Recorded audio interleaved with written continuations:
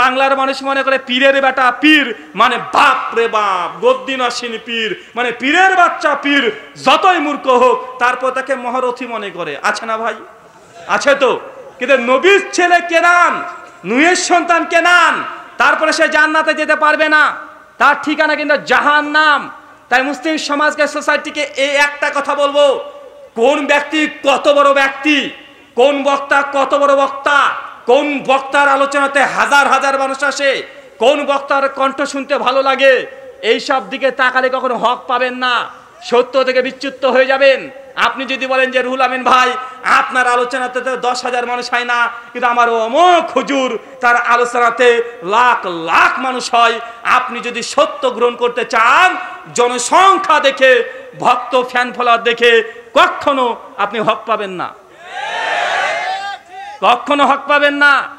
কিন্তু মানুষ কিন্তু এইদিকে ধাবিত হয়, মানুষ বংশ দেখে, মানুষ দেখে যে আমার কত ফ্যান আছে, আমার কত ফেসবুকে ফলোয়ার আছে, আমার ভিডিও কত ভাইরাল হচ্ছে, মানুষ এগুলোকে দেখে সত্য মিথ্যা যাচাই করতে চায়। এটা 100% শতভাগ এই পদ্ধতি ইসলামে চলে না, একদম বাতিল পদ্ধতি। যদি তাই হতো, বাস্তব একটা উদাহরণ দিয়ে দিই আপনাকে। ফিলিস্তিনে এখন যুদ্ধ চলছে, চলছে কি চলছে না? এখন ফিলিস্তিন মানে মুসলমান, ইসরায়েল হচ্ছে ইহুদি খ্রিস্টান। এখন ফিলিস্তিনের পক্ষে পৃথিবীর 200 রাষ্ট্রের মধ্যে বেশি সংখ্যক মানুষ আছে না ইহুদিদের দিকে বেশি মানুষ আছে? কোন পক্ষে বেশি রায় দিচ্ছে? মানুষ ইহুদিদের পক্ষে বেশি গান গাচ্ছে না, ইহুদিরা ঠিকই করছে। ভাই বলছে না? কথা বলেন, বলছে কি বলছে না? তার মানে সংখ্যাগরিষ্ঠতা কাকে বেশি সমর্থন করছে, কার ফ্যান ফলোয়ার বেশি আছে, এটা কখনো সত্য মিথ্যার পার্থক্যকারী হতে পারে না। নবী নূহের জীবনে আর একটা শিক্ষা আছে। নবী নূহ আলাইহিস সালাম 950 বছর দাওয়াত দিয়েছে। কত বছর? কত বছর? 950 বছর। হেদায়েত কয়জন পেয়েছে? কয়জন? সর্বোচ্চ 50 জন। তাফসীরে কাবীরের মধ্যে এবং তাফসীর ইবনে জারীরের মধ্যে নবী নূহের আলোচনা করতে গিয়ে বলছে নবী নূহ আলাইহিস সালাম 950 বছর দাওয়াত দিয়েছে, 50 জন মানুষও হেদায়েত পায়নি, 50 জন মানুষ পায়নি। এখন আপনি যদি মনে করেন এই বক্তার লাখ লাখ ফলোয়ার আছে, অনেক ভক্ত আছে, অতএব এই বক্তার ভুল বলতে পারে না, এই বক্তা দ্বারা মিস্টেক হতে পারে না, এই বক্তা যা বলছে তাই, কারণ তার ফ্যান ফলোয়ার বেশি, যদি এটাকে মানদণ্ড করে ফেলেন ভাই সত্য পাবেন? কথা বলেন, হক পেতে পারেন? হক আর পাবেন না কেন? মানুষকে দেখছেন আপনি, যে দেবেন হকের পক্ষে মানুষ সব সময় কম থাকে। কথা বুঝতে পারলেন না? আপনাদের এলাকার লোক বিড়িখোর বেশি না কম? তাহলে যারা বিড়ি খায় তারাই ভালো, কারণ সংখ্যায় তারাই তো বেশি। ভাই সংখ্যায় তারাই বেশি না ভাই? আপনাদের এলাকাতে বেনামাজির সংখ্যা বেশি না নামাজের সংখ্যা বেশি? তো আপনি যদি মনে করেন না যেই দলের লোক বেশি তারাই হক আর যেই দলে কম তারাই না হক, তাহলে বিড়িখোরও বেশি, বেনামাজিও বেশি, তা তারা হক হয়ে গেল না? ফিলিস্তিনের পক্ষে, মুসলমানদের পক্ষে গোটা বিশ্বজগতের মানুষ কম, বরং ইহুদিদের পক্ষে বেশি, তখন কি ইহুদিদেরকে ঠিক বলবেন? কথা বলেন না। নবী ইউসুফ আলাইহিস সালাম কে তার 11 ভাই মিলে কুয়াতে ফেলে দিয়েছিল। কত ভাই? তো এরা সংখ্যায় বেশি কি বেশি নয়? তারাও বেশি মিলেই চক্রান্ত করেছিল। মানে যত রকমের চক্রান্ত বেশি সংখ্যক মানুষরাই করে, আর কম সংখ্যক মানুষরাই এই চক্রান্তের মুখে পড়ে। মানে হকপন্থী জামাত এটা ছোট্ট দল হয়, এটা বড় দল হয় না। কিন্তু আমরা দেখি, দেখো এত মানুষ, এত বেশি মানুষ, তারা এই কাজ করছে, এগুলো কি মিথ্যা? এগুলো কি ভুল? ভাই বলে কি বলে না? তাই মাথা থেকে এটাকে আগে বের করতে হবে, এটা ইসলাম ধর্ম, এটা অন্য কোনো ধর্ম না যে মাথা দেখে দেখে আপনি গণনা করে বলবেন যে আমরাই হক। মহান সত্য আল্লাহর কাছে দোয়া, এই প্রার্থনা, আল্লাহ তুমি আমাদেরকে সত্য গ্রহণ করার মতো জজবা, ইমানি জজবা বৃদ্ধি করে দাও। সকলে পড়ি আল্লাহুম্মা আমিন। সম্মানিত সুধী, আপনারা জানেন এই আলোচনা সভা হচ্ছে একটি মাদ্রাসা, দারুস সুন্নাহ মাদ্রাসার উন্নতি কল্পে। আজকের যা আয়োজন করা হয়েছে, খরচ হয়েছে না এমনি আকাশ থেকে আল্লাহ ফেরেশতা পাঠিয়ে দিয়ে করে দিয়েছে? খরচ তো হয়েছে, তাই না? তো এই খরচকে আমি দেব না আপনারা দেবেন? আপনারা গ্রামবাসী মানুষ, আপনাদেরকে দিতে হবে। নিয়ে তো আমরাও যাবো কম বেশি, কারণ আমাকেও ভারত থেকে ধরে নিয়ে এসেছেন। আছে না নাই খরচ? কথা বলেন। খরচ তো আছে, আমাকে দিতে হবে, মাদ্রাসায় চালাতে হবে, সব কিছু করতে হবে। তো এইগুলো যখন আপনারা যদি আমাদেরকে বলতে হয় যে ভাই আপনাদের মাদ্রাসা, আপনারা মাদ্রাসা নিজেদের ছেলে মেয়েদেরকে পড়াবেন, এই জন্য আমাকে যদি বলেন যে ভাই টাকা নিতে হবে, এটা লজ্জাজনক নয়? তার জন্য এই আপনাদের এই ভেতরে যেসব চাচারা একটু চাদর ঘোরাঘুরি করছে, কেউ খালি হাতে ফেরত দিবেন না। আমি কালেকশন কোনোদিন করিনি। শায়েখ বললেন যেহেতু এটা মাদ্রাসা, আমি এটা পারিও না, তাই আপনাদের পকেটে হাত ভরেন, যদি 1 টাকা হালাল ইনকাম থাকে সেটাই দিয়ে দেন, 1 টাকা হলেও দিয়ে দিবেন, কেউ হাত ফাঁকা রাখবেন না, ঠিক আছে ভাই? মাত্র 2 মিনিটের মধ্যে, আমি অভ্যস্ত না এই বিষয়ে। তারপর আমি জাস্ট আপনার জন্য বললাম 1 টাকা হলেও আপনারা দিয়ে যাবেন, কেউ খালি হাতে না, কেউ না। আল্লাহ সুবহানাহু ওয়া তাআলা সকলের হাতকে প্রশস্ত করে দাও, সকলে পড়ি আমিন। সম্মানিত সুধী, আমরা যে কথা বলছিলাম, সত্য গ্রহণে বাধা প্রথম যে কারণ, 1 নম্বর কারণ হচ্ছে অহংকার, কি বললাম? আর 2 নম্বর সংখ্যাগরিষ্ঠতা। মানুষ যেই দিকে মানুষ বেশি দেখে, তাদের সংখ্যাগরিষ্ঠতা দেখে সে আকৃষ্ট হয়ে যায়। মানুষ দেখে পাগল হয়ে যায়, ফানা হয়ে যায়। এই কারণেই মানুষ সত্য পায় না। ভাই এই কজন দিলে তো হবে না রে ভাই, আরো লাগবে, নালি মাহফিল নষ্ট হয়ে যাবে, একসঙ্গে 10-12 জন দিয়ে দিতে হবে ভাই। আরো দ্রুত, আরো দ্রুত চলে যান ভাই। আপনারা যত তাড়াতাড়ি করবেন পরিবেশ তত ভালো হবে, তাই দ্রুত করতে হবে।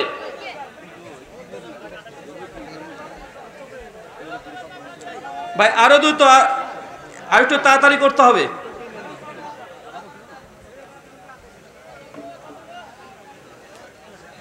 ঠিক আছে? আচ্ছা ভাই, এই সামনে যাদের দেওয়া হয়েছে আমাদের দিকে তাকান ভাই, আমাদের দিকে তাকান। যদি এটাই চলতে শুরু করে যায়, আর মেয়েদের মধ্যে 2টো প্যান্ডেল আছে, মা বোনেরা আপনারাও নিজেদের মধ্যে থেকে আপনারা যা দেওয়ার তা আপনারা দিয়ে দেবেন খুব দ্রুত। পরিবেশ নষ্ট করবেন না ভাইজান, খুব দ্রুত।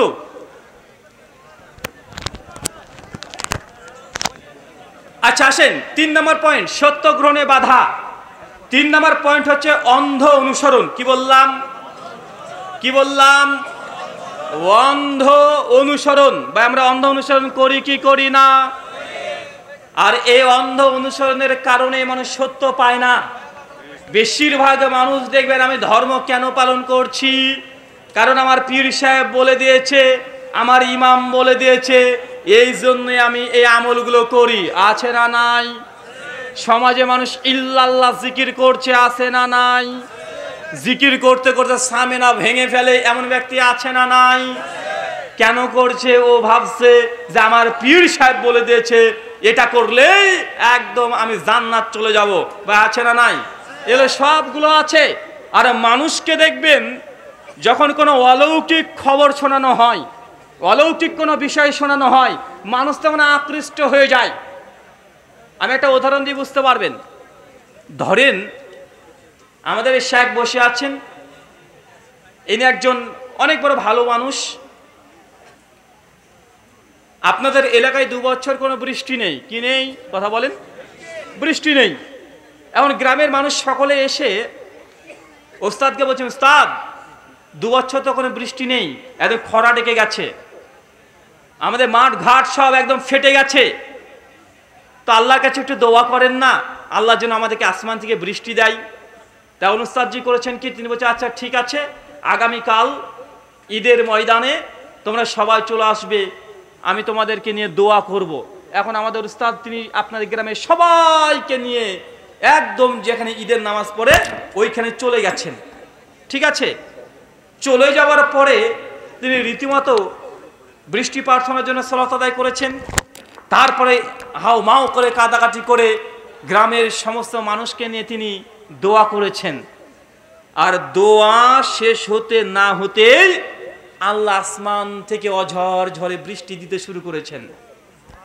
যখনই দিয়ে দিয়েছেন তখন গ্রামের কিছু মানুষ দেখেন বলবে, বাপরে বাপ, দেখেছিস কত বড় আল্লাহর ওলি, 2 বছর বৃষ্টি হয়নি রে বাবা।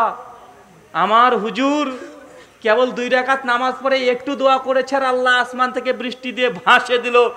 একদম মানুষ তখন ভাববে, মানুষের মধ্যে একটা কাজ করে, বাপরে বাপ, কত বড় আল্লাহর ওলি, কত বড় বুজুর্গ, তো ইনাকে পীর বানিয়ে নিবে। আছে না নাই কথা বলেন? এই পীরগুলো এইভাবে বানানো হয়, এই পীরগুলো এইভাবে চলেছে।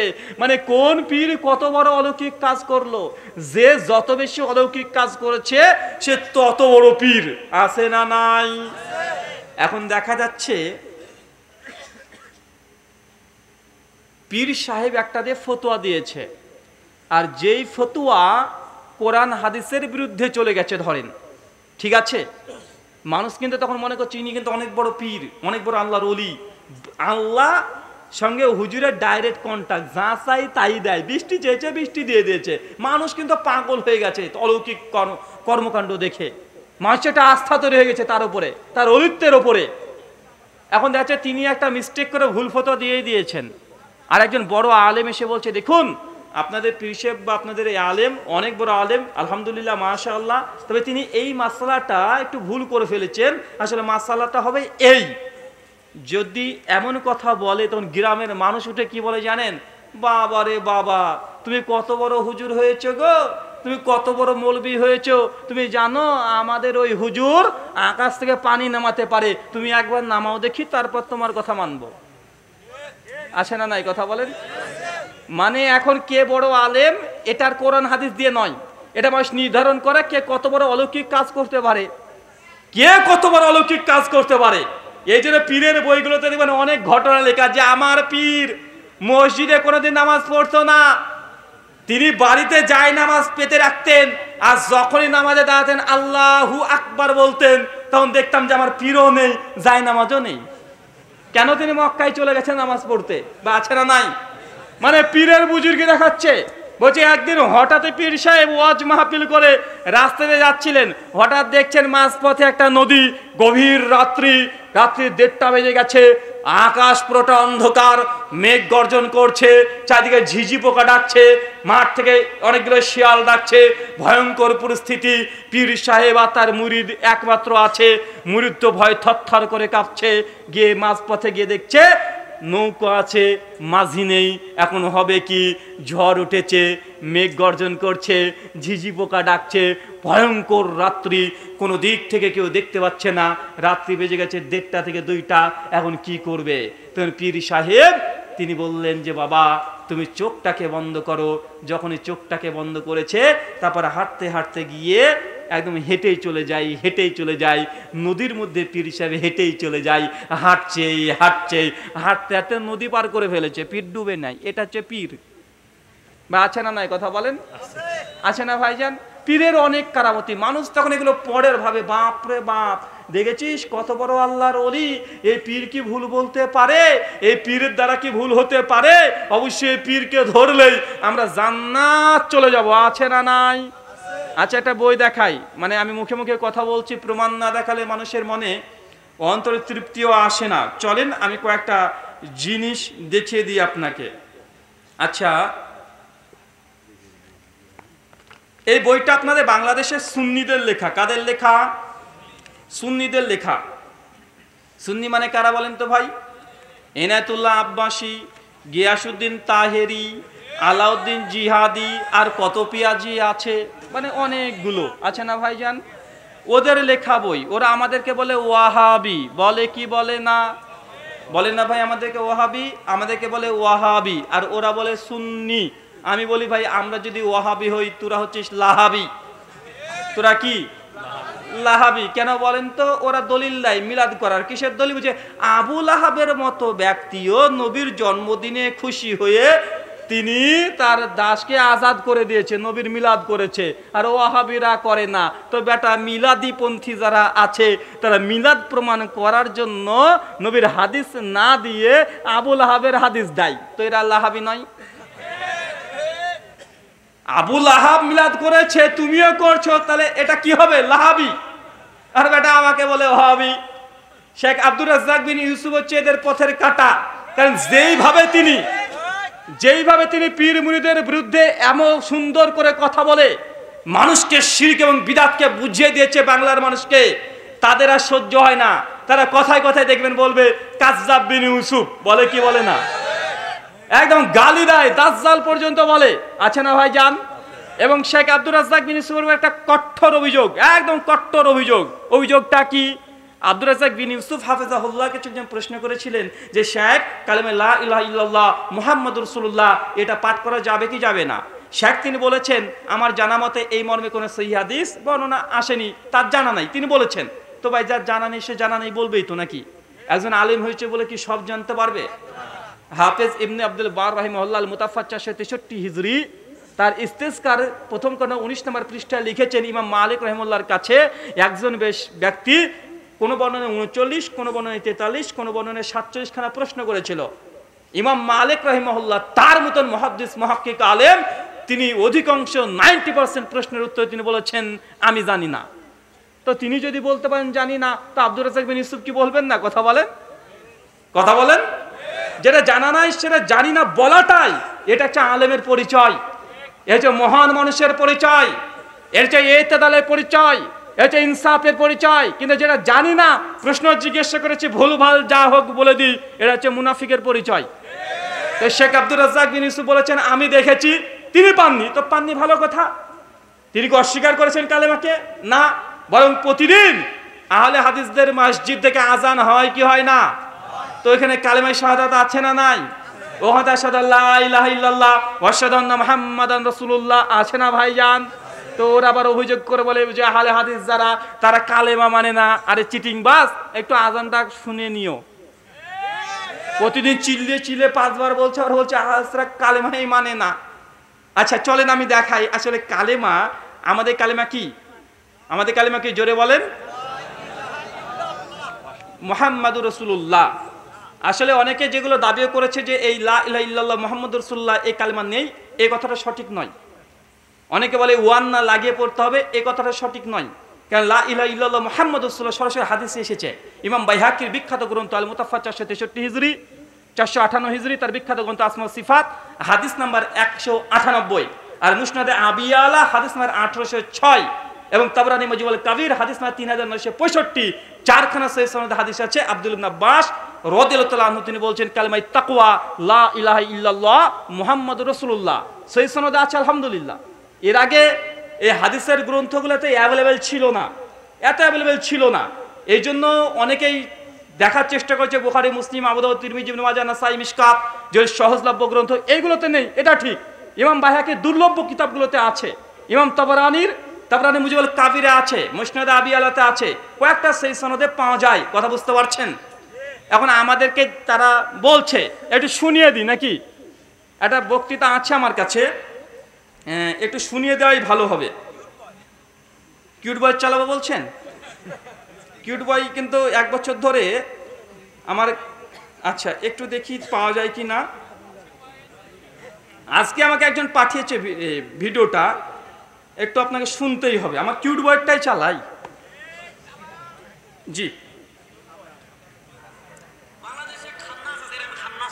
বাবা বাবা দাঁড়াও, বাবা দাঁড়াও, এত তাড়াতাড়ি কেন বাবা, দাঁড়াও।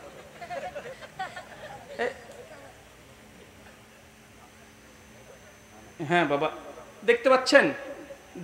দেখতে হবে না, শুনতে থাকেন।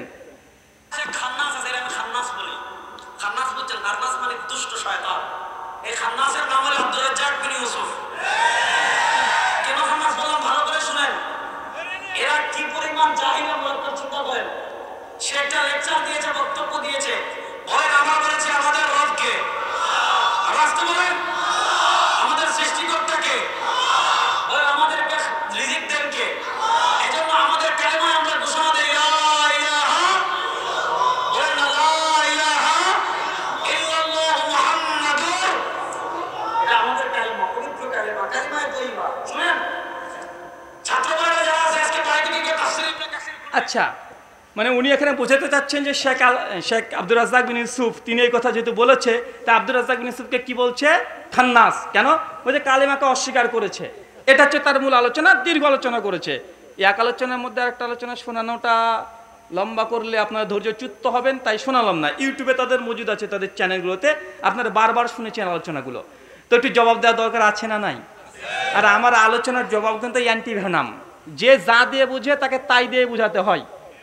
দেখবেন যখন আমি হিন্দুদের সঙ্গে ডিবেট বিতর্ক করি তখন কোরআন হাদিস দিয়ে ডিবেট করি না, বরং তাদের গীতা, তাদের রামায়ণ, তাদের মহাভারত, তাদের বেদ, তাদের উপনিষদ, তাদের ধর্মগ্রন্থ দিয়েই তাদেরকে ভুল প্রমাণ করি, আর আলহামদুলিল্লাহ ইসলামের সত্যতা প্রকাশ করি।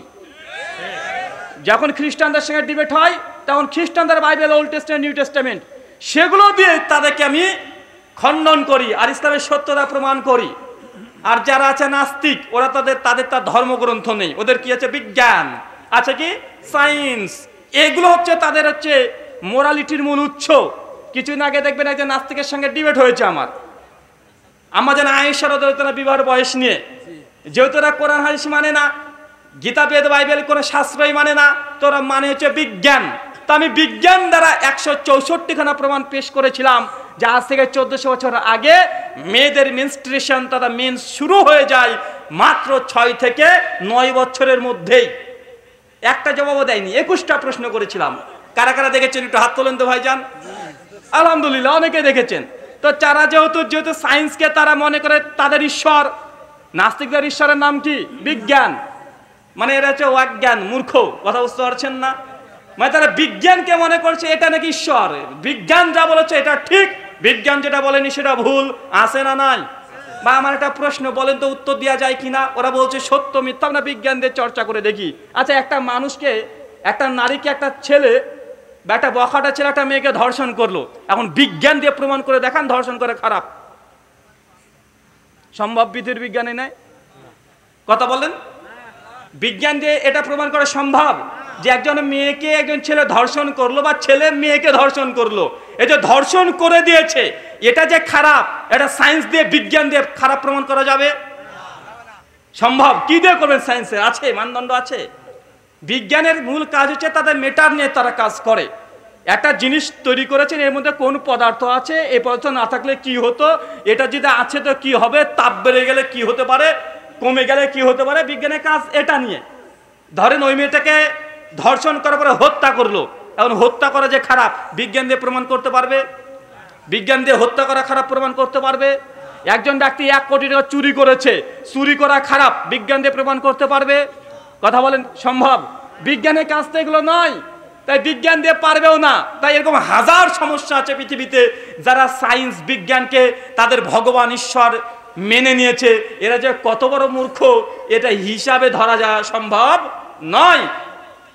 চুরি করা খারাপ, সারা জীবন বিজ্ঞান চর্চা করে পারবে না, পারবে না, কারণ এটা নৈতিকতার প্রশ্ন। নৈতিকতা বিজ্ঞান কোনো নির্ধারণ করতে পারে না।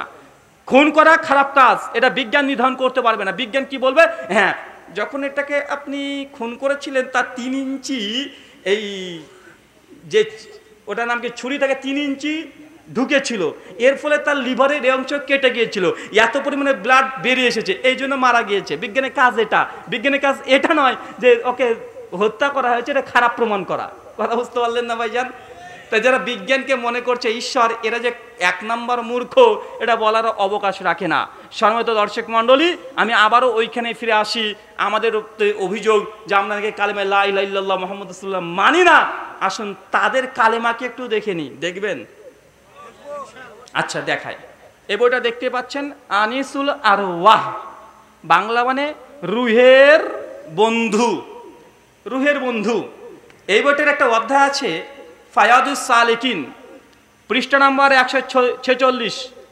এটার অনুবাদ করেছে খাজা গরিবে নওয়াজ, মানে এটা লিখেছেন খাজা গরিবে নওয়াজ শেখ মঈনুদ্দিন হাসান চিশতি রাহিমাহুল্লাহ, অনুবাদ কফিল উদ্দিন আহমদ চিশতি। এটা আমাদের বই না, তাদের বই। এই বইটা প্রকাশ করছে আপনাদের বাংলাদেশের পাখা কোম্পানি, মানে চরমনে পীর সাহেব, তারা এটা প্রচার করছে। এই বইটা এমন একটা বই, দেওবন্দিরাও ফলো করে, বেরলবিরাও ফলো করে, সবাই ফলো করে। মানে মাসলাকে আহনাফ যারা আছে সবাই এই বইটাকে বই মানে এত গ্রহণযোগ্য একটা বই। এই বইটাতে একটা ঘটনা আছে, পড়িয়ে বা পড়বো, এটা পড়ি আমরা। ঘটনার মূল অংশ, তাদের একটা পীর আছে, অনেক বড় আল্লাহর ওলি, তার নাম হচ্ছে আবু বকর শিবলি রহিমাহুল্লাহ। আর খাজা মঈনুদ্দিন চিশতিকে তো আমরা সবাই চিনি না ভাইজান? সবাই জানি তার সম্পর্কে কম বেশি। তো তার কাছে একজন মুরিদ এসেছে। কি এসেছে? একজন ব্যক্তি এসেছে, এখনো মুরিদ হয়নি, মুরিদ হতে এসেছে। কি হতে এসেছে? মুরিদ হতে এসেছে, আমি মুরিদকে বলি বলদ। বলদ মানে পীর যা বলবে মুরিদকে তাই শুনতে হবে, এটা বলদ। বলদ ছাড়া কি? এটা বলদেরই সিফাত বৈশিষ্ট্য। তো এটা যে বলদ এটা প্রমাণ হয়ে যাবে এই ঘটনা থেকে। দেখেন এসে কি বলছে, আল্লাহর পথের শিক্ষার্থী পবিত্র খেদমতে হাজির হইয়া বায়াত হওয়ার জন্য আরজ করলেন। মানে পীরের কাছে এসেছে একজন ব্যক্তি, এসে বলছে, পীর সাহেব আমি আপনার কাছে বায়াত হতে চাই, আমাকে বায়াত করে নেন। এখন তারপরে দেখেন তিনি ইরশাদ করলেন, বসো। পীর বললেন বসো। সে বসে পড়লো এবং দ্বিতীয়বার আবেদন করলেন যে আমি বাসনা নিয়ে এসেছি, হযরতের আলিঙ্গনে আবদ্ধ হব। মুরিদ বলছে, আমার খুব ইচ্ছে পীর সাহেব আপনার কাছে বসবো, একটু মানে বায়াত নেব, আপনার একটু কুলাকুলি করব, এগুলো খুব ইচ্ছা। এরপর কি বলছেন দেখেন, তিনি তখন অত্যন্ত খুশি ছিলেন, বললেন, যদি তুমি আমার নির্দেশ পালন করো তাহলে তো করতে কোনো আপত্তি নেই। এবং পীর সাহেবকে বলছে, তোমাকে অবশ্যই মুরিদ করব, তবে আমি যে আদেশ করব বলদের মতো তোমাকে মেনে নিতে হবে। যদি মানো তোমাকে মুরিদ করব, যদি না মানো তোমাকে মুরিদ করব না। কথা বুঝতে পারছেন? এবার দেখেন খেল ঘুরছে। সে আরজ করলো, নির্দেশ পালনে বান্দা প্রস্তুত আছে। মানে বলদ বলছে, পীর বলে যা বলবেন তাই করে দেব, কোনো সমস্যা নেই। এরপর দেখেন হযরত আবু ইউসুফ চিশতি রাহিমাহুল্লাহ ইরশাদ করলেন, তুমি কালেমা লা ইলাহা ইল্লাল্লাহ মুহাম্মাদুর রাসূলুল্লাহ নিশ্চয়ই পাঠ করো। পীর বলছে, তুমি নিঃসন্দেহে কালেমা লা ইলাহা ইল্লাল্লাহ মুহাম্মাদুর রাসূলুল্লাহ পাঠ করো। মুরিদ বলছে, জি হ্যাঁ আমি তো এটাই পড়ি।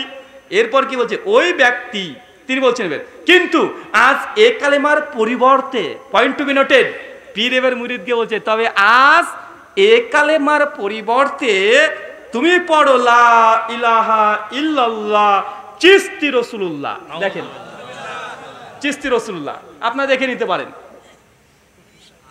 146 পৃষ্ঠা। একজন ব্যক্তি এসেছে মুরিদ হতে, আর মুরিদকে পীর বলছে তুমি কি কালেমা পড়ো? তো লা ইলাহা ইল্লাল্লাহ মুহাম্মাদুর রাসূলুল্লাহ পড়ি। নেন ছবি তুলে নেন, লা ইলাহা ইল্লাল্লাহ মুহাম্মাদুর রাসূলুল্লাহ পড়ে নি। কে বলছে এটা? মুরিদ বলছে। মুরিদ হওয়ার আগে, মানে মুরিদ হওয়ার আগে বুদ্ধি ছিল, ভালো ছিল, মুসলমান ছিল, তৌহিদ রিসালাত সব ঠিক ছিল, কিন্তু পীরের ঘরে যখন গিয়েছে তখন বলছে, তবে আজকে এই কালেমা পড়া যাবে না বাছা, তুমি যদি মুরিদ হতে হও তাহলে আগে আমার কালেমা পড়তে হবে। কি? লা ইলাহা ইল্লাল্লাহ চিশতি রাসূলুল্লাহ। বলে নাউযুবিল্লাহ মিন জালিক, আস্তাগফিরুল্লাহ। ভাই বলেন তো কাদিয়ানীরা কাফের কেন? কাদিয়ানীরা কাফের এই জন্যই যে আমাদের নবীর পরেও তারা গোলাম মির্জা আহমেদ কাদিয়ানীর কালেমা পড়ে এই জন্য। তো বাংলার যারা দেওবন্দি আর বেরলভী যারা আমাদের আহলেসকে বলে এরা ওয়াহাবি, এরা কালেমা মানে না, বেটা সিটিং বাস। তোমাদের বইয়ে কি এটা? কি ভাই এই কথা কালেমা যদি কেউ পড়ে ভাই সে মুসলিম থাকতে পারে না, সে কখনো মুসলিম থাকতে পারে না। তো এখন বলতে পারে, দেখেন এটা তো আমাদের পীর সাহেব ওই মুরিদের ঈমান পরীক্ষা করার জন্য করেছে,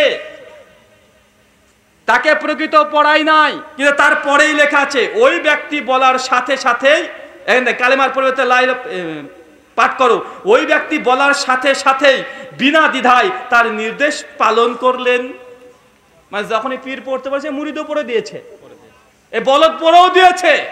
ভাই আপনাকে যদি এখন কেউ বলে যে ভাই কালেমা লা ইলাহা ইল্লাল্লাহ অমুক রাসূলুল্লাহ আপনি পড়বেন? কোন বাংলার কোন মুসলমান পড়বে? নবীর জায়গায় অন্য কারো নাম দেবেন? আপনার বাপের নাম দেবেন? আবু বকরের নাম দেবেন? কেউ যদি বলে লা ইলাহা ইল্লাল্লাহ আবু বকর রাসূলুল্লাহ খলিফার প্রথম খলিফা, কেউ বলবে? কথা বলেন। আবু বকর রাদিয়াল্লাহু আনহু কোন সাহাবীর ঈমান পরীক্ষা করার জন্য তিনি কি নিজের নামে কালেমা পড়িয়েছেন? ওসমান পড়িয়েছেন, ওমর পড়িয়েছেন, আলী পড়িয়েছেন, 10,000 সাহাবীকেও পড়েছেন, ইমাম আবু হানিফা পড়িয়েছেন, ইমাম শাফিঈ, ইমাম মালিক, ইমাম আহমদ ইবনে হাম্বল, ইমাম বুখারী, ইমাম মুসলিম, ইমাম আবু দাউদ, তিরমিজি, হাজার হাজার মুহাদ্দিস, লক্ষ লক্ষ সাহাবী, কেউ কোনো ব্যক্তির ঈমান পরীক্ষা করার জন্য নিজের নামে কালেমা পড়ালো না। কিন্তু আমাদের দেওবন্দের বেরলভীদের বড় আল্লাহর ওলি তিনি পড়াচ্ছেন। তো যারা বইটা ছাপাচ্ছে এই কথা তারা ছাপিয়েও তারা সমান গুনাহ করছে কি করছে না? কাদিয়ানীকে কাফের এই জন্যই তারা আমাদের নবীর পরে নবীর দাবিদার, আমাদের নবীর কালেমা পড়ার পরেও মির্জা আহমেদ কাদিয়ানীকে তার নবী মানে, এদের হালাত কেদের সেম, একই অবস্থা, একই অবস্থা। দেখালে অবাক হয়ে যাবেন। একটা কথা নিয়ে আমার উপরে খুব অভিযোগ চলছে, আমার একটা ভিডিওকে কাট করে নিয়েছে। আমি একটা আলোচনাতে বলেছিলাম ইহুদি জাতি ধ্বংসের কারণ, এটা আলোচনা করতে গিয়ে বলেছিলাম যে ইহুদিদের মধ্যে আল্লাহ সবচেয়ে বেশি নবী দিয়েছে। ইহুদিদের মধ্যে কোন কোন নবী এসেছে আহলে কিতাব বনী ইসরাইলের মধ্যে? আমি তখন বলেছিলাম নবী দাউদ ইহুদি, সুলাইমান ইহুদি, ইয়াকুব ইহুদি। এটা সচেতন করছে না ভাইজান? এটা ভাইরালও করে দিয়েছে তারা। ভালো করেছে বাচ্চা, কারণ আমি তো বলেছি আমাকে কেউ যদি একটু বাঁশ দিয়ে যদি কমচি দিয়ে ঘোচা দেয়, আমি গোটা বাঁশ ঝাড় তাকে ঢুকিয়ে দিই। আর আমি দিই আমার নিজের কথা থেকে নয়, আমি আগে বলেছি শত্রুপক্ষকে আঘাত করতে হবে শত্রুপক্ষের অস্ত্র দিয়েই। আব্দুর রাজ্জাক বিন ইউসুফের কালেমার প্রতি অভিযোগ করেছে, বেটা তোমার ঘর থেকে বের করেছি, চিশতি রাসূলুল্লাহ, ঠেকাও, জবাব দাও, কত বড় তোমার মুরিদ হয়েছে তুমি দেখাও। মুরিদ না, বলদ। এরা হচ্ছে বলদ। আমাদের কিউটবর রেজাল করিম আবরার আমাদের শেখদের নামে এত নোংরা নোংরা কথা বলে, ওরকম ভাষা আমাদের আসবে না। চলেন আর একটা দেখায়। আমাকে ইহুদি এটা প্রমাণ করার চেষ্টা করছে। যে ব্যক্তি 10 থেকে 12টা ইহুদি খ্রিস্টানের সঙ্গে ডিবেট করলো, বিতর্ক করলো, নাস্তিকদের সঙ্গে বিতর্ক করলো, আমাকে আবার ইহুদি বানানোর চেষ্টা আছে না নাই? আচ্ছা আর একটা দেখেন, এখানে আর একটা দেখাবো। এই ইহুদিদের জবাবটা একটু দিয়ে দিই। এ বইটা হচ্ছে আশেকে মাসুক। এটা কিন্তু পীর সাহেবের ডাইরেক্ট হাতের লেখা বই। এটা কোন পীর বলেন তো ভাইজান? আপনাদের চরমনায় পীর সাহেবের বই, এটা আমার বই নয়। আমি বাংলাদেশ থেকে কিনেছি, আমি কিন্তু ভারতের মানুষ। এ বইয়ের সন্ধানে পেতামই না যদি বাংলাদেশে না আসতাম। আবার কষ্ট করে বইটা টাকা দিয়ে কিনেছে, আমার পকেটের টাকা, পীর সাহেব আমাকে গিফট করেনি। আবার পীর সাহেব তার এই বইয়ে পরিষ্কারভাবে লিখছে, ভেদে মারিফত 94 নম্বর পৃষ্ঠায় তিনি বলছেন, বাছারে আমি তোমাদের মুরিদ তথা বলদের জন্য 27খানা বই লিখে গেলাম। এই বইগুলো তোরা পড় আর আমল কর আর জান্নাতে যা। আমি বলছি বাপরে বাপ, পীর যখন 300 টাকা দিয়ে জান্নাত বিক্রি করছে, তো বইটা নিয়ে একটু জান্নাতে আমল শিখি। তখন পীর সাহেব বলছে বইটা পড়তে আর প্রচার করতে, তা আমি এখন পড়ছি আর প্রচার করছি, রাগ করবেন নাকি? উনি বেদে মারিফত পৃষ্ঠা নম্বর 94 এই কথাই লিখেছে। তার মধ্যে একটা বিখ্যাত বই, এই বইয়ের অংশ আশেকে মাসুক। কি নাম? আরো জোরে বলেন, আশেকে মাসুক, পৃষ্ঠা নাম্বার 91। আমার কিউট বয়কে এটা গিফট করছে এবার, যে বাবা তোমার পীর চরমনাই সাহেব, তুমি আব্দুর রাজ্জাককে দাজ্জাল কাজ্জাব বলো, তোমার পীরের যে কথা লিখে রেখেছো এই কথার ওপরে ভিত্তি করে এ মুসলমান আছে না মুরতাদ হয়ে গেছে, একটু ফতোয়াটা দিয়ে যাবা। পড়বো? চলেন পড়ে নি। পীর সাহেব ফানাফিল্লা হয়ে গেছে। ফানাফিল্লা মানে বলছেন জিকির করতে করতে করতে করতে করতে করতে একদম লুঙ্গি টুঙ্গি যখন খুলে যায় না, কে গাছের পরে উঠে পড়ে, মানে এরকম পরিস্থিতি হয়ে গেছে। বলছে মুরিদ কিভাবে মুরিদ হবে, মানে বলদ কিভাবে বলদ হবে, ওই ঘটনা বর্ণনা করছে। মানে মুরিদ হওয়ার পরে মানুষ কতটা বলদ হতে পারে এটা বুঝাচ্ছে। দেখেন আমি কিন্তু ডাইরেক্ট পড়ছি, কোনো শব্দের পরিবর্তন নেই। কি বলছে দেখেন, হে মুসলমান ভাই সকল, এখন আমার উপায় কি? পীর বলছে, হে মুসলিম ভাই সকল, আমার এখন উপায় কি? আমি তো এখন আমাকে চিনি না। পীর এখন পীর নিজেকে চিনতে পারছে না, ফানাফিল্লা হয়ে গেছে বেটা, ও বাকাবিল্লা হয়ে গেছে।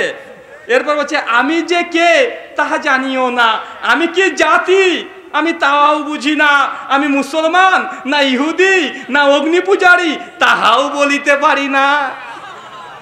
বেটা আমাকে বলে ইহুদি, বেটা পীর যে ইহুদি কি খ্রিস্টান কি মুসলমান ও নিজেই জানে না। রেজাল করিম আবরারের পীর ও ইহুদি ছিল না খ্রিস্টান ছিল না অগ্নি পূজারী মুশরিক ছিল, সে বলছে আমি নিজেই জানি না। অথচ আল্লাহ কোরআনে বলছে, সূরা আলে ইমরান সূরা নম্বর 3 আয়াত নাম্বার 102, ইয়া আইয়ুহাল্লাযীনা আমানু, হে বিশ্বাসীগণ, আত্তাকুল্লাহ, আল্লাহকে ভয় করো, হাক্কা তুকাতিহি, যেমন ভাবে ভয় করা উচিত, ওয়ালা তামুতুন্না ইল্লা ওয়া আনতুম মুসলিমুন, তোমরা ততক্ষণ পীর মরো না যতক্ষণ না তুমি মুসলমান হও। পীর নিজেই জানে না সে মুসলিম হচ্ছে মরেছে না খ্রিস্টান না অগ্নি পূজারী। আমাকে আবার ইহুদি বলছো, যদি আমাকে না বলতে এটা এই মাসালাটা বের হতো না। আগে বলেছি যতই খোঁচা দেবা ততই কিন্তু পর্দা ফাঁস হয়ে যাবে। যদি আমাদের প্রতি এই কথা না বলতা যে আহলেসরা কালেমা মানে না, তো তোমাদের কালেমা আমি বের করতাম না, চিশতি রাসূলুল্লাহ কালেমা বের করতাম না। এই আনিসুল আরওয়ার 146 নম্বর পৃষ্ঠায় এটা বের করতাম না। আরো ভয়ঙ্কর ভয়ঙ্কর কথা আছে, বললে মুসলমানের ঈমানই থাকবে না। তো জাস্ট এই দুটো বলে গেলাম, তাই আহলে হাদিস আমরা যারা আমরা চাপার জোরে কথা বলি না, আমরা চাপার জোরে কথা বলি না। কেন গোটা বাংলাদেশে আহলেসরা কম না বেশি? আমরা কম, আমরা সংখ্যায় কম, এই জন্য তারা দাপট দেখিয়ে যায়। আমরা দাপট দিয়ে কথা বলি না, আমরা কিসের জোরে কথা বলি? দলিলের জোরে কথা বলি। বারবার আমরা বলি আহলেসের একটা মাসালা দেখাতে হবে যে মাসালার পক্ষে না আল্লাহর কোরআন নেই, রসুলের হাদিস নেই, সাহাবীদের আমল নেই, তাবেঈনদের কোনো আমল নেই, অথবা ইজমা দ্বারা প্রমাণিত না। আজদের একটা মাসালা দেখাতে হবে। আজ পর্যন্ত পারবেন ইনশাআল্লাহ? সম্ভব নয়। আল্লাহ সুবহানাহু ওয়া তাআলা এই কথাগুলো তুমি বোঝার তৌফিক দান করো, সকলে পড়ি আল্লাহুম্মা আমিন। ভাই সকল, আমি কোনো ব্যক্তিকে আঘাত দিতে চাইলাম না, আমি শুধু মেসেজ কি দিতে চাইলাম বলেন তো ভাই? সত্য গ্রহণে বাধা। মূল সমস্যা কি জানেন? মূল সমস্যা হচ্ছে এটাই, পীর যদি শিখিয়ে দেয় মুরিদকে যে আমি যা বলবো তোকে তাই মানতে হবে, যদি চিস্তি রসুলুল্লাহ পড়ে দিই এটাও মানতে হবে। ভাই বলুন তো, এরকম যদি মানুষের মস্তিষ্ক তৈরি করে ফেলে, এরা সত্য গ্রহণ গ্রহণ করবে? করবে না। তাই 3টে পয়েন্ট মনে রাখবেন। 1, সত্য গ্রহণে বাধা, অহংকার, হিংসা।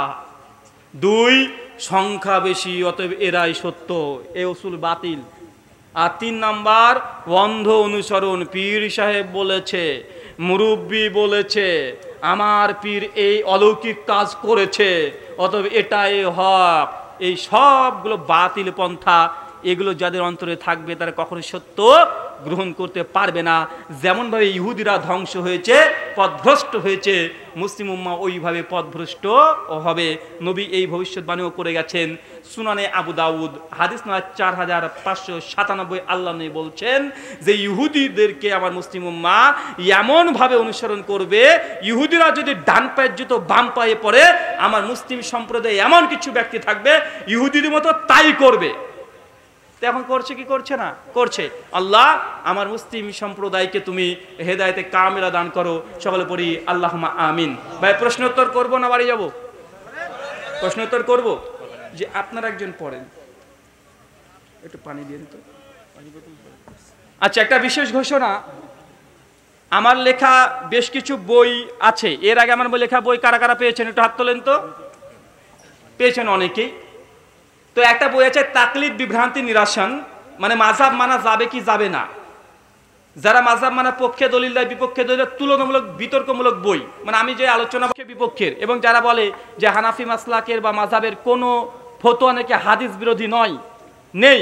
আমি আমার বইয়ের শেষে কমপক্ষে 20খানা মাসলা দেখিয়েছি যেটা সরাসরি হানাফিদের ফতোয়া নবীর হাদিস বিরোধী, একদম বুখারী মুসলিম 20খানা পয়েন্ট নিয়ে এসেছি দুই পাশে দিয়ে। আরেকটা বই আছে আহলে হাদিস হানাফি মাযহাব ইখতিলাফ নিরাসান, মূলত নামাজ শিক্ষার উপরে ওটা। আরেকটা বই আছে মৃত ব্যক্তিদের জন্য জীবিতদের করণীয় এবং বর্জনীয়, বাপ মা মারা গেলে ছেলে মেয়েরা কি কি করতে পারে আর কি কি করা যাবে না। আর একটা বই আছে মহিলাদের মসজিদ গমন, মেয়েরা মসজিদে গিয়ে নামাজ পড়তে পারবে কি পারবে না। আর একটা বই আছে ফিতরা টাকা না খাদ্য, মানে ফিতরা কি দিয়ে দিবেন এই মাসালার উপরে। একটা আছে সালাতে হাত বাঁধার বিধান, আর একটা আছে রফুলের দিন কি মানসুক। প্রায় 10খানা মতো বই আছে, প্রকাশনীর লোক এসেছে।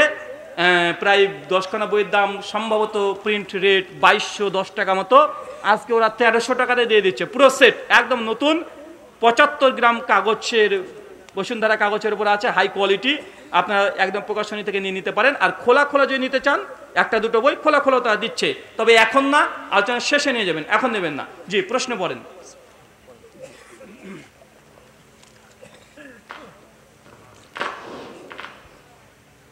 আসসালামু আলাইকুম। এখন প্রশ্ন তো পর্ব শুরু হচ্ছে। মহতারামকে প্রথম প্রশ্ন করছি, স্ত্রী সালাত আদায় করে কিন্তু স্বামী সালাত আদায় করে না, অনেক অনুরোধ করার পরও সালাত আদায় করে না, এমন অবস্থায় স্ত্রীর করণীয় কি? স্ত্রী করণীয় কি না স্বামীর করণীয় কি? স্ত্রীর করণীয় মানে স্বামী সালাত আদায় করে না? হ্যাঁ, স্ত্রী। মাশাআল্লাহ, এ তো ফেরাউনের ঘরে আসিয়া রে বাবা। অনেকে আছে বউ নামাজ পড়ে না, কিন্তু এখানে বউ স্ত্রী সে নামাজ পড়ে কিন্তু স্বামী পড়ে না। এক্ষেত্রে করণীয় কি? এটা খুব সহজ কাজ মেয়েদের জন্য। বিছানা আলাদা করে নেবেন। প্রথম কাজ কি করতে হবে? বিছানা আলাদা করে নেবেন। তুই যে নামাজ আদায় না করো, খবরদার আসবা না। কথা বুঝতে পারছেন? আর যদি তারপরে না হয়, আপনার শ্বশুর শাশুড়িকে বলবেন যে আব্বা মা, আপনার ছেলেকে আমি 1 বছর 2 বছর ধরে বলছি, উনি কিন্তু নামাজ পড়ে না। আর আল্লাহ নবী বলে দিয়েছেন, মান তারাকা সালাতা মুতাম্মাদান ফাকাদ কাফারা, যে ব্যক্তি ইচ্ছাকৃত নামাজ পরিত্যাগ করে সে কাফের। সেই মুসলিম হাদিস না 253। অতএব ইসলামের সিদ্ধান্ত অনুযায়ী একজন বেনামাজি সজ্ঞানে যদি থাকে, তারপরে যদি সালাত আদায় না করে, তাহলে এই ব্যক্তি সে কুফরি করছে কন্টিনিউয়াসলি, প্রতিদিন। তো ইসলামের বিধান অনুযায়ী আমার সঙ্গে তার যায় না। আপনারা একটু সিদ্ধান্ত নেবেন আপনার ছেলের ব্যাপারে, কথা বুঝতে পারছেন? এইভাবে চলতে থাক। আর আল্লাহর কাছে প্রতিদিন আপনি স্ত্রী হিসেবে চোখের পানি ফেলেন। কি ফেলবেন? চোখের পানি ফেলেন, আল্লাহর কাছে দোয়া করতে থাকেন, দোয়া করতে থাকেন, দোয়া করতে থাকবেন। যদি আপনি দোয়াও করেন, আপনার স্বামীকে আপনি পরামর্শও দেন, আর সে যদি নামাজকে স্বীকার করে নেয় আর বলে যে দেখো আসলে নামাজ পড়া উচিত কিন্তু নামাজ পড়তে পারছি না, অজুহাত পেশ করে, কথা বুঝতে পারছেন কি বললাম? ও স্বীকার করছে না নামাজ পড়া উচিত, তবে অজুহাত পেশ করছে, হ্যাঁ পড়বো, কাল পড়বো, আবার মাঝে মাঝে জুমাতে পড়তে যায় বা মাগরিব মাঝে মাঝে পড়ে। এই কোয়ালিটির যদি ব্যক্তি হয় আর নামাজকে যদি স্বীকার করে নাই হুকুমকে, আর নিজে যে গুনাহ করছে স্বীকার করে নাই, তাহলে মোটামুটি সংসারটাকে রাখা যায়। আর যদি বলে দেখ তুমি কি বলো, নামাজ পড়বো, নামাজ পড়ে সবসময় তুমি বকো নামাজ পড়তে হবে, এই নামাজ পড়ে কে বড় লোক হলো, হ্যাঁ আরে মৌলবীকে দেখছো নামাজ পড়ে কিন্তু ও ঘুষ খাই, মানে এইভাবে যদি নামাজকে তুচ্ছ তাচ্ছিল্য করে, তাহলে এই স্বামীর সঙ্গে আর ঘর করা যাবে না। কি বললাম কথা বলেন? এক সলাতের ফারজিয়াতের হুকুমকে স্বীকার করে নিয়েছে, নিয়ে এখন আদায় করে না, সে অজুহাত পেশ করছে, এই ব্যক্তি ফাসিক। যে সলাতকে ইনকার করে দিয়েছে, অস্বীকার করে দিয়েছে, এই ব্যক্তি কাফের হয়ে গেছে।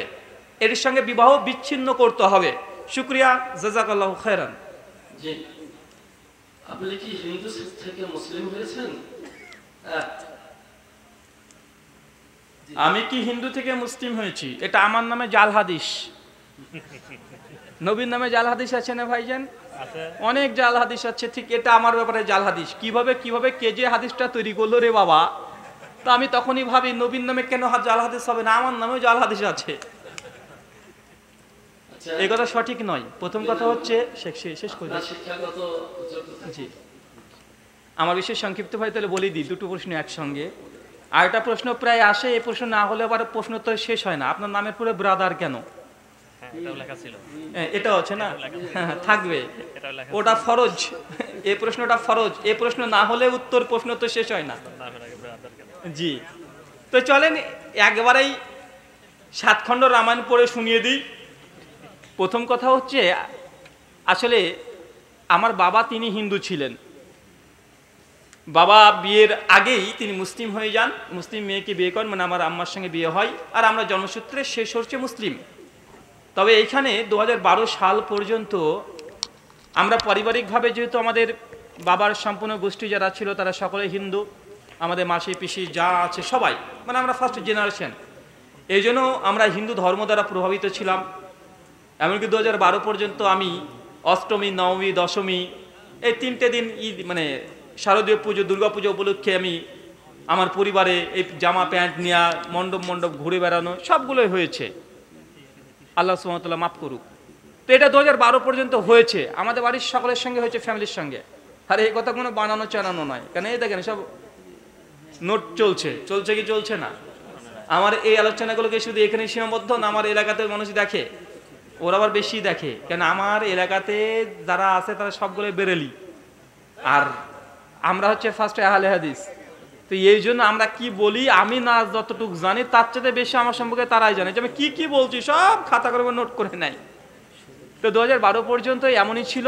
আলহামদুলিল্লাহ ডক্টর নায়েকের আলোচনা দ্বারা প্রভাবিত হয়ে, তার আলোচনা শুনে কোরআন হাদিস স্টাডি করা, তারপরে গীতা, বেদ, বাইবেল, খ্রিস্টানিটি, বুদ্ধিস্ট, অ্যাথিজম এ বিষয়ে পরে পড়াশোনা করে আজকে আপনাদের সামনে আমি এখানে উপস্থিত হয়েছি আলোচনার জন্য। এটা হচ্ছে আমি সংক্ষিপ্ত জানি।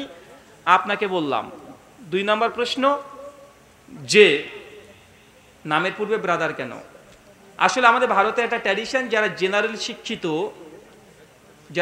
শিক্ষিত আলেম ডিগ্রি যারা করেনি, যারা জেনারেল থেকে দাওয়াতি কাজ করে, এদের নামের পূর্বে ব্রাদার এই লকবটা লাগানো হয়। এটা আমার নাম নয়, এটা হচ্ছে টাইটেল। কি বললাম কথা বলেন? এটা হচ্ছে নাম নয়, এটা টাইটেল। যেন আপনাদের এলাকায় কি বলে, হুজুর, আলেম, মাওলানা, কারি, হাফেজ বলে না ভাইজান? তো আমাদের ওইখানে ভারতে যারা জেনারেল থেকে দাওয়াতি কাজ করে এবং ডক্টর জাকির নায়েকের মতো করে ডিবেট আলোচনা তুলনামূলক ধর্মতত্ত্ব নিয়ে গবেষণা করে এদের নামের পূর্বে ব্রাদার শব্দ ব্যবহার করা হয়। আমি একা না, আরও অনেকজন আছে। ইউটিউবে যাবেন, লিখবেন ব্রাদার ইমরান, দেখবেন উনি ইংলিশ ভাষাতে ডিবেট বিতর্ক করে। আরেকজন আছে ব্রাদার সিরাজুর রহমান, উনি তেলেগু ভাষায় বিতর্ক ডিবেট আলোচনা করে। আরেকজন আছে ব্রাদার শফি, আরেকজন আছে ব্রাদার অ্যাডভোকেট ফাইজ সাইদ, আরেকজন আছে ব্রাদার নাসরুল্লাহ ইবনু মঈনুদ্দিন, আরেকজন আছে ব্রাদার MK আকবর। অনেক আছে, মানে এক কথা যারা জেনারেল শিক্ষিত তারা সকলেই ব্রাদার। তো অনেক ক্ষেত্রে দেখা যায় আমাদের কোনো শায়েখ দেখা যাচ্ছে কোনো ব্রাদার প্রসঙ্গে কোনো প্রশ্ন উত্তর দিয়েছে যে ব্রাদারদের আলোচনা শোনা যাবে না, বা ব্রাদাররা এই করেছে, বা ব্রাদার থেকে দূরে থাকবেন, ইলম নেওয়া যাবে না। আর তখন বাংলার মানুষ মনে করে ব্রাদার বলতে তো একজন সেটা রাহুল ভাই, তোর মনে করে যে আমাকে মনে করছে। ভাই ব্রাদার বলতে শুধু আমি না, মানে জেনারেল যারা আছে তারা সকলেই ব্রাদার, কথা বুঝতে পারছেন? আর যারা আলেম আছে তারা আলেম, এটা ডিফারেন্ট। মানে দাওয়াতের কাজ যারা জেনারেল তাদের সকলের নাম হচ্ছে ব্রাদার। এটা মানে ভারতের ট্র্যাডিশন, সে অনুযায়ী কথা বলা হয়। শুক্রিয়া। আমি বিশ্বাস করি আল্লাহ আছেন। আমি 5 ওয়াক্ত সালাত আদায় করি, কোরআন পড়ি, হাদিস মেনে চলার চেষ্টা করি, কিন্তু মাঝে মাঝে আল্লাহর প্রতি অবিশ্বাস আসে অন্তরে। আমি এই সন্দেহ থেকে বের হয়ে আসতে চাই।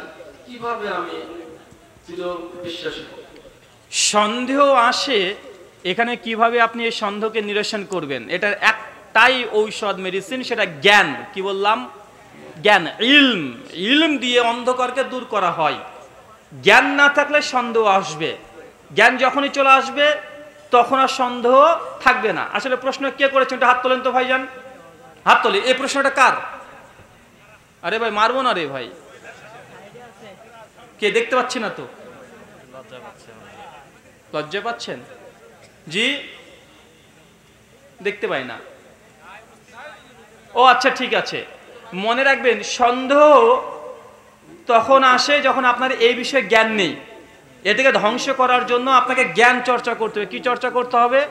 জ্ঞান চর্চা করতে হবে, 1। আর 2 নম্বর, ঔষধ, যে বিষয়ে সন্দেহ এসেছে এই বিষয়ে যারা জানে তার সঙ্গে পরামর্শ করতে হবে যে শায়েখ বা ওস্তাদ, আমি এই বিষয়ে পড়াশোনা করেছি বা সন্দেহ মনে হচ্ছে, তো এটা এখন কেমন হয় একটা উদাহরণ দিয়ে বুঝতে পারবেন। কমন একটা অভিযোগ আছে যে আমাদের নবী মুহাম্মদ সাল্লাল্লাহু আলাইহি ওয়াসাল্লাম তিনি জাইনাবের সঙ্গে বিয়ে করেছিলেন। ভাই জাইনাবের নাম জানেন? জাইনাব কে ছিল? জায়েদের স্ত্রী। জায়েদ কে ছিল? আল্লাহ নবীর পালক পুত্র। কথা বুঝতে পারলেন? এবং নাস্তিকরা অভিযোগ করছে, নাস্তিক অ্যাথিস্টরা বলছে দেখো তোমাদের নবী তিনি জায়েদ তথা তার নিজের পালক পুত্রের স্ত্রীর সঙ্গে বিয়ে করেছে, মানে বেটার বউর সঙ্গে বিয়ে করেছে। তাদের ভাষা বলে নাউজুবিল্লাহ মিন জালিক। আছে না নাই? আছে। এখন এটা নিয়ে তারা অনেক গরম করছে, আপনার মধ্যে সন্দেহ চলে আসতে পারে। এটা খুব সহজ উত্তর, একদম সিম্পল উত্তর। মনে রাখবেন, পালক পুত্র এটা আপন পুত্র নয়। পালক পুত্র আর আপনার পুত্র আপন পুত্র নয়। একটা উদাহরণ দিই, আরো ক্লিয়ার হয়ে যাবে। ধরেন আপনার কোনো সন্তান হয় না, আপনি একটা ছেলেকে দত্তক নিয়ে এসেছেন। ছেলেকে দত্তক নিয়ে এসেছেন, নিয়ে আসার পরে সেই ছেলেটাকে আপনি নিজের ছেলে হিসাবে পালন করেন, নিজের ছেলে হিসাবে মানেন। ভাই আছে না নাই? কথা বলেন। আছে তো। যখন ওই ছেলেটার বয়স যখন 7 বছর হয়ে গেল, হঠাৎ করে দেখা যাচ্ছে আপনার স্ত্রীর গর্ভে আপনার সন্তান চলে আসলো, একটা মেয়ে হলো। ভাই এমন আছে না নাই? আছে। এখন তারা সম্পর্ককে ভাই বোন হয় কি হয় না? কথা বলেন। ভাই বোন, তারা রীতিমতো বড় হচ্ছে, খেলাধুলা করছে, সবাই জানে ভাই বোন ভাই বোন ভাই বোন। তো যখন বিয়ের সময় হয় তখন দেখবেন আপনার গ্রামের মানুষই তখন বলে, কিরে তোর মেয়ের আবার বাইরে বিয়ে দিতে যাচ্ছিস কেন? তোর ঘরে তো ছেলে পোড়ায় আছে। আছে না নাই? ওই যে ছেলেটাকে তুই এতদিন ধরে মানুষ করলি, বড় করলি, চাকরি বাকরি করছে, ছেলেটা অনেক ভদ্র, তোর মেয়ের বাইরে বিয়ে দিস নাই, তুই তোর ওই মেয়ের সঙ্গে আপন মেয়ের সঙ্গে বেঁধে একদম নিজের বেটা করে নে। আছে না নাই? তো ভাই এতদিন ছিল তো ভাই বোন, এখন তো আবার ভাই বোনের সঙ্গে বিয়ে দিচ্ছে, এটা তো নাস্তিকরা খারাপ বলে না? বলে। কথা বলেন, বলে না? ভাই বলেন তো, নাস্তিকদের ভাষাতে বড় ভাবি মায়ের মতো, তারা বলে কি বলে না? ভাবি মায়ের মতো বলে কি বলে না? তো দেখাচ্ছে ভাবি যদি মায়ের মতো হয় নাস্তিকদের ভাষাতেই, তো ভাবি মায়ের মতো ভালো কথা, এখন দেখা যাচ্ছে আপনার বড় ভাইয়ের 3টে ছেলে মেয়ে রেখে বড় ভাই মারা গেল, আপনি মেজো ভাই বা ছোট ভাই, 3টে ছেলে মেয়ে রেখে মারা গিয়েছে। সমাজ তখন কি বলে যে তোর ভাই তো 3টে ছেলে রেখে মারা গেছে, এখন তোর ভাবিকে আবার কোথায় পাঠাবি, তুই তো মেজো ভাই, তো দায়িত্ব নাই, তুই বিয়ে করে নে, বা আছে না নাই? টিকটকে মায়ের মতো ছিল, যে ছিল কি ছিল না? ছিল তো। এখন বিয়ে করছে, মানুষ এটা খারাপ বলে না। তার মানে এটা কি, এইসব ভাইয়ের মতো, বোনের মতো, ছেলের মতো, এগুলো প্রকৃত সম্পর্ক না। ঠিক জায়েদ আল্লাহ নবীর সন্তান নয়, জায়েদ পালক পুত্র ছিল, তাই ওইটা নিয়ে এটাকে গরম করা এটা কোনো প্রশ্নই ওঠে না। শুকরিয়া, জাযাকাল্লাহু খায়রান। শেখ, আমরা বর্তমানে দেখতে পাচ্ছি আমাদের যুব সমাজ নাস্তিকতার দিকে ঝুঁকে পড়ছে। এমতো অবস্থায় আমার কাছে মনে হয় এটা অন্যতম একটা কারণ জুমার খুতবা শুধু আরবিতে দেওয়া। এতে যুব সমাজ শুধু খুতবা না শুনে নামাজ পড়ে। এমতো অবস্থায় আমাদের করণীয় কি? ভাইজান প্রশ্ন করেছেন বর্তমান সমাজে নাস্তিকতা অনেক বাড়ছে, আপনার দৃষ্টিকোণ থেকে আপনার একটা কারণ মনে হয়েছে যে আরবি ভাষায় জুমার খুতবা দেওয়া হয়, বাংলা মানে করা হয় না, মানুষ কিছু বোঝে না, জ্ঞান পায় না, এই জন্য মানুষ জ্ঞানহীন অবস্থাতেই তারা নাস্তিক হয়ে যাচ্ছে। হতে পারে এটা একটা কারণ, তবে এটা মুখ্য কারণ নয়। এটা 100খানা কারণের মধ্যে এটা একটা শাখা কারণ হতে পারে। কথা বুঝতে পারছেন? আসলে নাস্তিকতার অনেকগুলো কারণ আছে। আমার গত বছরে জামিয়া সালাফিয়াতে একটা প্রোগ্রাম হয়েছিল নাস্তিকতার কারণ, মানুষ কেন নাস্তিক হয়। 10খানা কারণ উল্লেখ করেছি, আলোচনাগুলো শুনবেন, ওই আলোচনা শুনলেই নাস্তিকতার জ্বর আপনার ভূত মাথা থেকে বেরিয়ে যাবে ইনশাআল্লাহ। শুকরিয়া। জি, আপনি তো ইন্ডিয়ার মানুষ, বর্তমানে ডক্টর জাকির নায়েক কোন দেশে আছেন, কেমন আছেন, এবং তার কি কোনো লেকচার মিডিয়াতে প্রচার করা হয়? ডক্টর জাকির নায়েক কোথায় আছে, কেমন আছে? ডক্টর জাকির নায়েক এখন মালয়েশিয়াতে আছে। এখন তিনি কি করছেন? হতে পারে এখন ঘুমাচ্ছেন, রাত তো মেলা হলো, অনেক হয়েছে। আলহামদুলিল্লাহ তিনি ভালো আছেন। তিনি প্রত্যেক শনিবার তিনি ফেসবুকে লাইভ আসেন, আপনার লাইভে অংশগ্রহণ করতে পারেন। তার ফেসবুক পেজ থেকে, তার ইউটিউব চ্যানেল থেকে লাইভে আসে, প্রশ্ন উত্তর দেয়। তিনি প্রকাশ্যে তার পৃথিবীর অনেক রাষ্ট্রে তাকে ভিসা ক্যান্সেল করেছে, প্রকাশ্যে আলোচনা সভা তাকে নিষিদ্ধ করা হয়েছে, তাই তিনি প্রকাশ্যে কোনো প্রোগ্রাম করে না। বছরে 2-1টা করেন, খুব বেশি না, 2-1টা করেন। আলহামদুলিল্লাহ, ডক্টর নায়েক একটা যদি বছরে একটা প্রোগ্রাম করে, আর আমরা গোটা বাংলাদেশের যত আলেম ওলেমা, যত জালসা হয়, সব আলোচনা জালসা করে না যতটুকু ফায়দা হবে, ডক্টর নায়েকের একটা আলোচনা করলে তার চেয়ে 10 গুণ বেশি ফায়দা হয়। হয় কি হয় না? তাই তিনি একাই 100। জি জি, মসজিদের জায়গা আমার দাদা বা বংশের লোকজন অর্থ করে দিয়েছেন, তা অর্থকৃত দলিলে লেখা আছে এই মসজিদের ইমাম, মুয়াজ্জিন, খাদেম এই বংশের থেকেই হতে হবে। অতএব এইটা কি ইসলামে সিদ্ধ? এইভাবে বংশ নির্ধারণ করে দেওয়া এটা সঠিক হয়নি। ইমামতি হবে কোরআন হাদিসের আলোকে। সহিহ বুখারীতে কোরআন হাদিস, সহিহ বুখারীর মধ্যে আছে ইমাম হওয়ার যোগ্যকে। কথা বুঝতে পারছেন? তার ক্রাইটেরিয়া বলে দিয়েছে, যে সবচেয়ে কোরআন বেশি জানে, তারপরে যে সবচেয়ে হাদিস বেশি জানে, এবং ক্রাইটেরিয়া আছে। এবং তার গোষ্ঠীর মধ্যে যদি চিরাচরিত এমন ব্যক্তি হয়ে থাকে, তাহলে সেই ইমামের হকদার। আজ যদি না হয়, শুধু বাপ মসজিদ দিয়েছে, গোষ্ঠী দিয়েছে বলে আপনি ইমামতি করবেন, এটা জাহালিয়াত, এখান থেকে দূরে থাকতে হবে। আর ইসলামে চলে না, বংশের গৌরব ইসলামে নেই। শুকরিয়া। সম্মানিত সুধী মণ্ডলী, আমাদের এই প্রশ্ন উত্তর একবারে সমাজের জন্য আচ্ছা, যথেষ্ট। কি অসুবিধা হচ্ছে আপনাদের? কি ঠিক আছেন তো? জি, দেখুন, এই যে আরেকটা প্রশ্ন আসছে, কত সুন্দর। 7 দিনের দিন পশু জবাই করে আকিকা করে মাংস ফ্রিজে সংরক্ষণ করে আমাদের সময় মতো দিনে খাওয়া দাওয়ার আয়োজন করলে আকিকা ইসলামী শরীয়ত মতো হবে কি? বাপরে বাপ, কথা কি বুঝতে পেরেছেন? আকিকা করছে 7ম দিনে, কিন্তু ওই দিনও কিছু খেয়েছে, কিন্তু আকিকার গোশত ফ্রিজে রেখে বন্ধু বান্ধব, আত্মীয় স্বজন, বেটা পুত্র ঢাকার আশাই আছে, ওদেরকে ডেকে এনে ওই বারংবার খাওয়া, এরকম কি জায়েজ আছে? শুকরিয়া। তার আগে বলি, যারা এখন বই নিতে যাচ্ছেন, এখন বই নিতে পারবেন, ঠিক আছে?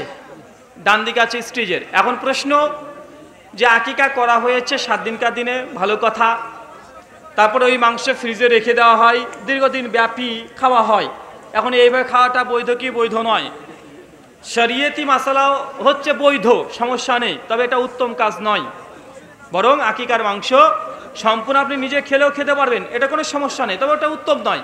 উত্তম হচ্ছে এটা আপনার আশেপাশে প্রতিবেশী যারা আছে তাদের হক আদায় করবেন, কারণ তাদেরও অধিকার আছে আপনার এই মাংসের উপরে। আল্লাহ নবী বলেছে তুই যখন রান্না করবে একটু ঝোলটা বেশি করো, কারণ তোমার প্রতিবেশীর হক আছে, তো আপনি ফ্রিজের মধ্যে রেখে দিবেন, এটা মুসলমানদের জন্য উচিত হচ্ছে না।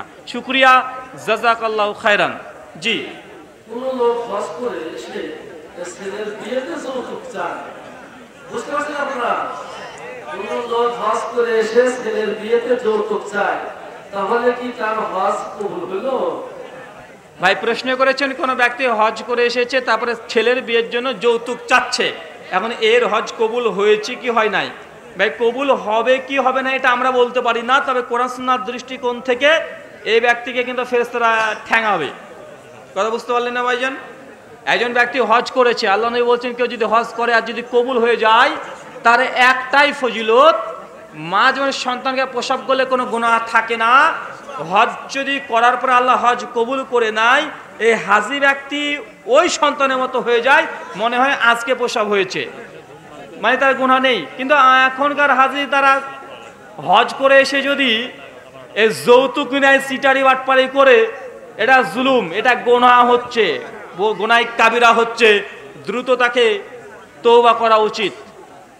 জি মোহতারাম, এক মহিলা বাড়িতে পর্দা করে থাকে, কিন্তু বাড়িতে ছেলে মানুষ থাকা সত্ত্বেও সে বাজার করতে যায়, তাহলে কি তার পর্দা শরীয়ত সম্মত হইল? বুঝলাম না, শেষ অংশটা কারবার পড়েন। এক মহিলা বাড়িতে পর্দা করে থাকে, কিন্তু বাড়িতে ছেলে মানুষ থাকা সত্ত্বেও, মানে তার ছেলে আছে থাকা সত্ত্বেও সে বাজার করতে যায়, বাজার সদাই করতে যায়, তাহলে কি তার পর্দা শরীয়ত সম্মত হলো? একজন মেয়ে সে সারাদিন বাড়িতে পর্দা করে থাকে, কিন্তু তার ছেলে থাকার পরেও তাকে বাজারে বাজার করতে যেতে হয়, এটা কি পর্দা করা হলো? এখন প্রথম কথা, মেয়েরা যে বাজার যেতে পারবে না এমনটা নয়, মেয়েরা বাজার হাটে যেতে পারবে যদি রাস্তা অল্প হয়, ফিতনার কোনো ভয় না থাকে, আর 3 নম্বর বাড়িতে যদি তাকে সাপোর্ট করার মতো বা বাজারঘাট করার মতো কোনো মানুষ না থাকে, মজলুম অবস্থায় মেয়েরা বাজারঘাট করতে যেতে পারবে যদি ফিতনা না থাকে। কথা বুঝতে পারলেন? আর বাড়িতে ছেলে আছে, বাড়িতে স্বামী আছে, তারপরেও যদি বউকে পাঠায়, তাহলে এই স্বামী নয়, কাপুরুষ। কি পুরুষ? কথা বলেন, এই যে কাপুরুষ। সেই বুখারী হাদিস নাম্বার 1086 আর 87, আল্লাহ নবী তিনি বলেছেন কোনো মেয়ের জন্য এটা শোভনীয় নয় যে সে সফর পরিমাণ রাস্তায় একাকী সফর করবে। সূরা আহজাব আয়াত নাম্বার 33 আল্লাহ বলেছেন তোমরা জাহেলি যুগের নারীদের মতো তোমরা রাস্তাঘাটে চলাচল করো না। আল্লাহ সুবহানাহু ওয়া তাআলা আমাদের বোঝার তৌফিক দান করো। সকলে পড়ি আল্লাহুম্মা আমিন। মহান সত্য আল্লাহর সঙ্গে চেয়ে দোয়াই প্রার্থনা, আল্লাহ যে কথা বললাম প্রথমে আমাকে, তারপর আপনাদের প্রত্যেককে আমল করার তৌফিক দান করো। সকলে পড়ি আল্লাহুম্মা আমিন। যারা বইগুলো নিতে যাচ্ছেন স্টেজে ডান দিকে আছে, পুরো বই 1300 টাকা, সমস্ত বই যা আছে 2200 টাকার বই 1300 টাকা দিচ্ছে।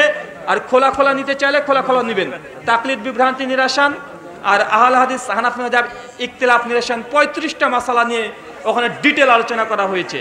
আর মৃত ব্যক্তির জন্য, বাবা মার জন্য জীবিত অবস্থায় আমরা কোন কোন আমলগুলো করব যার কারণে আমার বাবারা জান্নাতে হতে পারে, এরকম কিছু আলোচনা করা হয়েছে। 17টা এমন কারণ আছে, এগুলো করলে পিতামাতা কবর থেকেই সওয়াব পাই, কোরআন সুন্নাহ আলোকে লেখা হয়েছে। আল্লাহ সুবহানাহু ওয়া তাআলা আমাদের প্রত্যেককে হেফাজত করো, আমিন। এই বলে আজকের মতো আলোচনা শেষ করলাম। ওয়া মা আলাইনা ইল্লাল বালাগ। এখানে সমাপনী একটি প্রশ্ন, খুব জরুরি প্রশ্ন, সেটা হলো বর্তমান সমাজে সমকামিতা এত বেড়ে গেছে যে যুব সমাজ ধ্বংসের পথে। এই মর্মে আমি সাহিত্যকে অনুরোধ করছি আপনার দুটো উপদেশ বাণী দিয়ে আমার যুব সমাজকে একটু চাঙ্গা করে। আচ্ছা, একটু নীরব থাকতে হবে, কেননা আমি বলি কেন বলতে হবে। আর এটার ভিডিও যারা করছেন তারা কমপ্লিট ভিডিও করলে করবেন, নচেত করবেন না। কেননা আমি যে দেশে বাস করি, ইন্ডিয়া, আমার দেশে LGBTQ তথা সমকামিতা, গে, এটা বৈধ, আর আমি হচ্ছে অবৈধের পক্ষে। এখন আমার কথা 19-20 হলে ওখানে কিন্তু কেস হয়ে কিন্তু আমাকে ফাঁসি দেবে। কথা বুঝতে পারছেন? সমকামিতা মানে কি, বা LGBTQ অনেকগুলো সেশন আছে, তার মধ্যে একটা সমকামিতা মানে ছেলে ছেলের সঙ্গে থাকবে, মেয়ে মেয়ের সঙ্গে থাকবে, বিয়েও করবে, এটাকে বলা হয়। যেটা কওমে লুত আসলামের যুগে হতো, আল্লাহ সুবহানাহু ওয়া তাআলা আযাব দিয়ে তাকে ধ্বংস করে দিয়েছে। ভাই বলেন তো, একজন ছেলে ছেলের সঙ্গে থাকবে, ভাই এটা কি সভ্য মানুষের কাজ? এটা সভ্য মানুষের কাজ? বরং কিছু মানুষ আছে যারা সমকামিতাকে বৈধ করছে সায়েন্সের আলোকে নয়, বরং তারা বলছে এটা হচ্ছে মানুষের মৌলিক অধিকার। হতেই পারে যে ঈশ্বর কোনো মানুষকে, একটা ছেলে মানে পুরুষকে পুরুষের প্রতি আকৃষ্ট করে দিয়েছে, এটা ঈশ্বর প্রদত্ত। মানে তারাও যারা এটাতে বিশ্বাসী, নাস্তিকরা যখন সমকামিতাকে বৈধ করছে তখন ঈশ্বরের অস্তিত্বের প্রমাণ দিতে যাচ্ছে। বলছে আল্লাহ একজন মানুষকে তৈরি করেছে এইভাবেই যে সেই ছেলে মানুষ কিন্তু মেয়েদের প্রতি আকৃষ্ট হয় না, এবং ছেলেদের প্রতি আকৃষ্ট হয়, তো এটা আল্লাহ করেছে, ছেলেটার দোষ কি? বা এরকম বলে কি বলে না? বলে না ভাইজান? বলছে তার জন্য এটা মানুষের হিউম্যান রাইটস, এটা মানবিক অধিকার। ও একটা ছেলে মানুষ কিন্তু ছেলে মানুষকে পছন্দ করেছে, ও এখন বিয়ে করতে চাইলে দুজন যদি করতে চায় বিয়ে, তাতে ক্ষতি কি? দুজনই তো সম্মতি আছে, ও তো কারো ক্ষতি করছে না।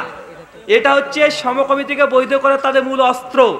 এক নাম্বার, যে দুজনের ইচ্ছাতেই তারা করছে, কনসার্ট আছে, সম্মতি আছে, অতএব এটা বৈধ, এখানে আপনি তৃতীয় পক্ষ হাত লাগাতে পারেন না। এখন আমার প্রশ্ন, যারা এই যুক্তি দেয়, ব্রিটেনে আন্দোলন চলছে, ভাই আর বোন, কি বললাম? আপন মায়ের পেটের ভাই আর বোন, এটাকে বলা ইনচেস্ট। কি বলে? ইনচেস্ট। ব্রিটেনে কিছু ব্যক্তিরা আছে, তারা আন্দোলন করছে যে ভাই আর বোন তা যদি সম্মতিতে, আপন মায়ের পেটের ভাই যদি সম্মতিতে শারীরিক সম্পর্কে সহবাস করতে চায়, এটা করার অনুমতি দেওয়া হোক, আইনে বৈধ করা হোক। বলে নাউজুবিল্লাহ মিন জালিক। আপন ভাই বোনের। এমনকি তারা বলছে, যেন আপনাদের বাংলাদেশে একজন নাস্তিক আছে, নাম হচ্ছে আসিফ মহিউদ্দিন, আছে না ভাইজান? ওকে একজন প্রশ্ন করছে যে মা আর ছেলের সঙ্গে কি শারীরিক সম্পর্ক করা বৈধ আপনাদের নাস্তিক ধর্মে? বলে নাউজুবিল্লাহ। উনার উত্তরটা ইউটিউবে মজুদি আছে। উনি বলছেন দুজন প্রাপ্তবয়স্ক নারী এবং পুরুষ তারা সজ্ঞানে যদি শারীরিক সম্পর্ক করে এটা বৈধ, চাই সে মায়ের সঙ্গে হোক, চাই সে বোনের সঙ্গে হোক, চাই সে বৌদির সঙ্গে হোক, মানে পৃথিবীর যে কোনো নারীর সঙ্গে আপনি শারীরিক সম্পর্ক করতে পারেন যদি সে সম্মতি দেয়। কথা বুঝতে পারছেন? বলে নাউজুবিল্লাহ মিন জালিক। নাস্তিকরা মানুষকে এই দিকে নিয়ে যেতে চাচ্ছে, অন্য কিছু চায় না, তারা শুধু উলঙ্গতা চায় আর যৌনতা চায়, মানে অবাধ মেলামেশা করবে।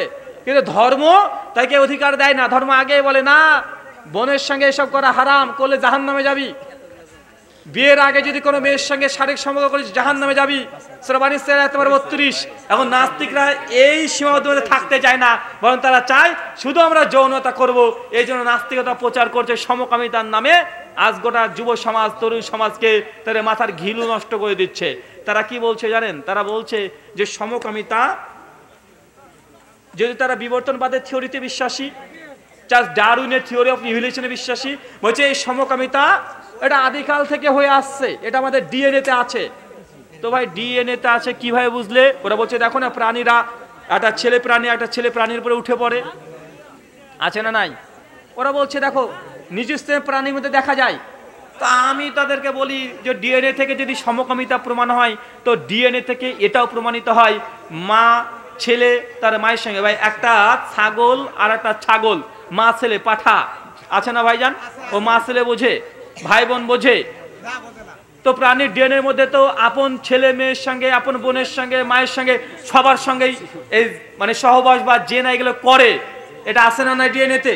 কথা বলেন। আছে তো। তাই তুই তোর মায়ের সঙ্গে করে দেখা আগে। কারণ তাদের যা যুক্তি, তাদের যুক্তি যদি ধরে নিজের ডিএনএতে আছে, তো ডিএনএতে মায়ের সঙ্গে জেনা করা তো আছে নিচু প্রাণীদের মধ্যে, তো করে দেখাবে। তাই এগুলো আসলে ধর্ম থেকে মানুষকে বিমুখ করার জন্য একটা অস্ত্র আছে, সেটা হচ্ছে যৌনতা। কি কথা বলেন? যৌনতা। আর এটা হচ্ছে অর্থ, টাকা। এইসব অধিকাংশ নাস্তিকরা টাকার জন্য। কিসের জন্য? টাকার জন্য। দেখা যাচ্ছে ভালো ইউনিভার্সিটিতে পড়াশোনা করতো, চাকরি পায়নি, এখন কি করবে? চাকরি যখন পাচ্ছি না, কি করব? বাইরে ভিসাও দেয় না। ব্রিটেন আমেরিকার ভিসা নিতে গেলে 20-30 লাখ টাকা লাগে। ফেসবুকে একটা পোস্ট কর আর টুক করে চলে যা। মানে এটা সহজ ভিসা পাওয়ার একটা সহজ মাধ্যম। ইসলামে বদনাম করো আর একদম বিদেশের ভিসা নিয়ে নাও, আল্লাহ সুবহানাহু ওয়া তাআলা তুমি আমাদেরকে এখান থেকে হেফাজত করো। সকলে পড়ি আল্লাহুম্মা আমিন। এই বলে আলোচনা শেষ করলাম। ওয়ামা আলাইনা ইল্লাল বালাগ। সুবহানাকা আল্লাহুম্মা ওয়া বিহামদিকা আশহাদু আল্লা ইলাহা ইল্লা আনতা